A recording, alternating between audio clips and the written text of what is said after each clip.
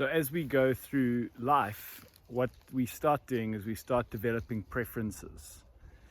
We have certain experiences, and if the experience was pleasant, then we develop a preference to that.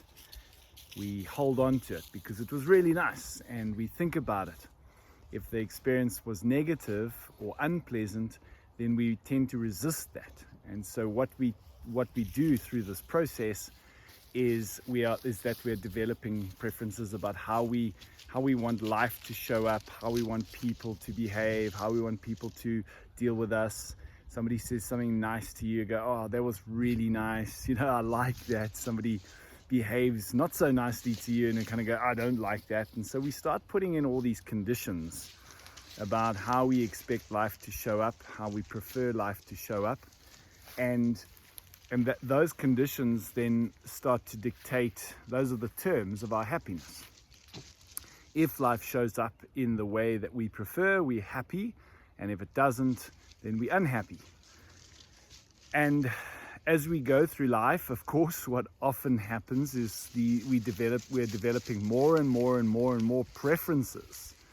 We're getting more and more specific about how life needs to show up. Now, the question that you might want to ask yourself is, how often does life show up exactly how you want it? And probably the answer is not very often, not very often. And by the way, even if it did, as I've said on previous videos, even if you got exactly what you wanted all the time, there would be a point where you didn't want it anymore because it gets boring, because we get satiated by that. So the law of diminishing returns says if you get what you want all the time, then the less you start wanting it. So, all right. So let's go back to the preferences. So now if you picture a nice, beautifully calm flowing stream, where it's just the water is like a mirror, it's just flowing beautifully. And that we can think about our own energy in that way. So thoughts, feelings, these are this is energy that can actually now be measured. We have that technology now. So when you think a thought or you feel a feeling, that's actually energy. And as I've said before, emotion is energy in motion. It's how we experience energy in the body. So if you think about your energy flowing in the body, and think about like a calm flowing stream. When you come into this world as a little kid, your energy's beautiful, it's calm, it's flowing.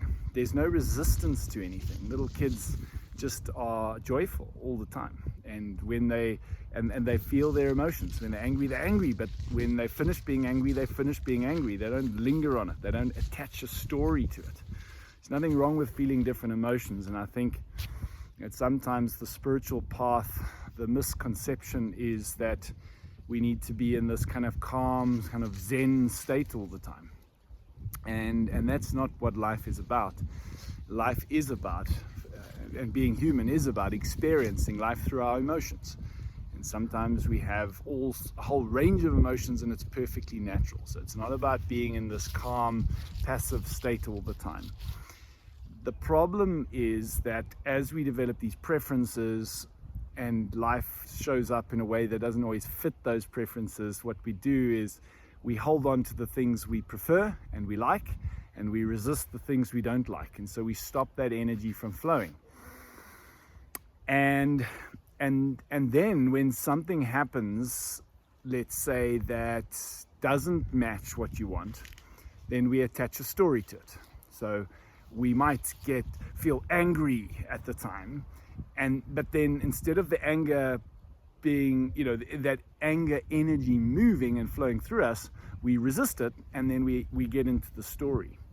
Now, the thing that made us angry has long since gone, but we are still going over and over and over with the story. Or it could be fear, it could be whatever, any emotion.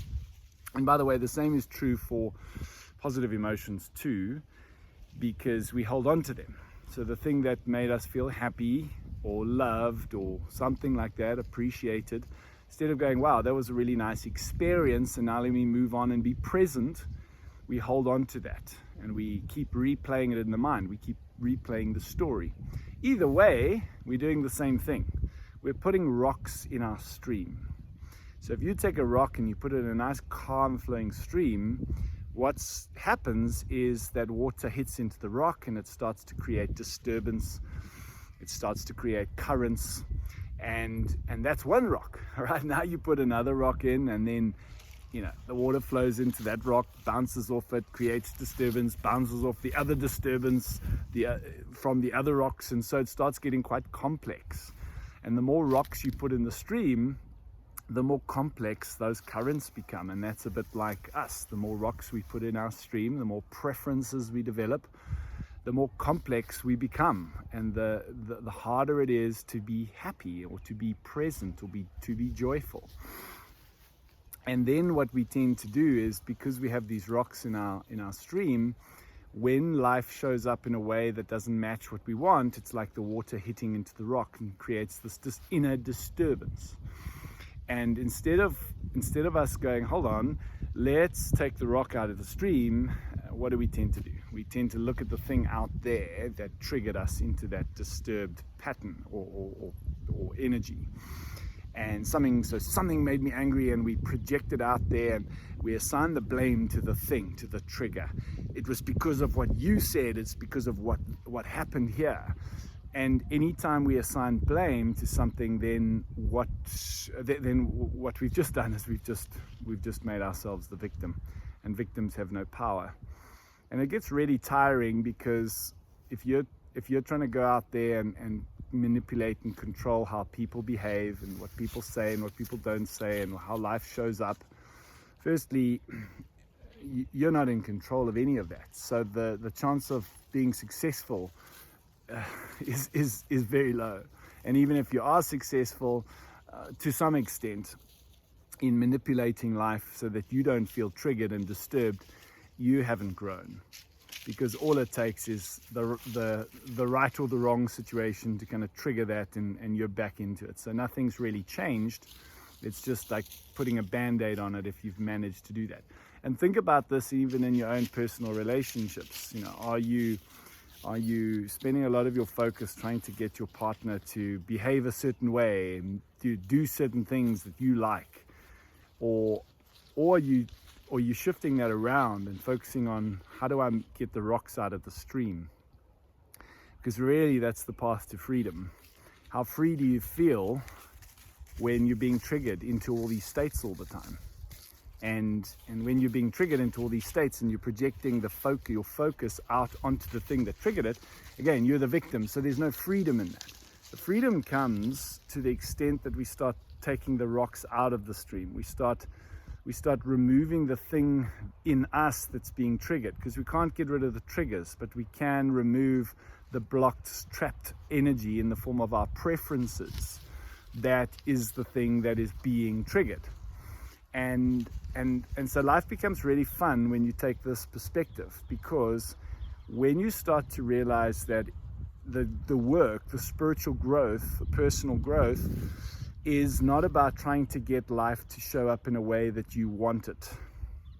It's about experiencing life as it is without judgment, and noticing when you get triggered. And when you get triggered, then shift the focus into yourself and ask yourself the question, what in me do I need to let go of so that no longer triggers me? What's the preference? What is it? What is the belief about how life should show up, how this person should behave, or whatever the case is? What is that belief, that preference that I need to let go of so that I'm free from being triggered into that state? And what that will do is it will significantly reduce your level of stress, because our level of stress is directly proportional to how in control you feel. And if you're focusing on the things you can't control, like how life shows up and how people behave, etc., then you're going to feel out of control. And if you feel out of control because you can't control it, then you're going to feel stressed. The moment you shift your attention to what you can control, which is you, okay, which is letting go of the preferences, which is starting to come into a deeper acceptance about how life is, And instead of trying to create, manipulate, control your life, just start experiencing your life. And start using this experience of life as one of the most powerful paths to personal growth. And that is, let life show you where you're stuck. Let life show you where you've got rocks in your stream. Let your partner show you where you've got rocks in your stream, where you're not free. And anytime you feel that disturbance, resist the urge to defend yourself. Resist the urge to act it out. And remind yourself to bring your attention back into yourself through the question of, what is it in me that got triggered that I need to let go of? And the more you do that, the more you come into acceptance about how life is, the more you become free. And the more free you are, the more naturally joyful you will be, regardless of what life brings you.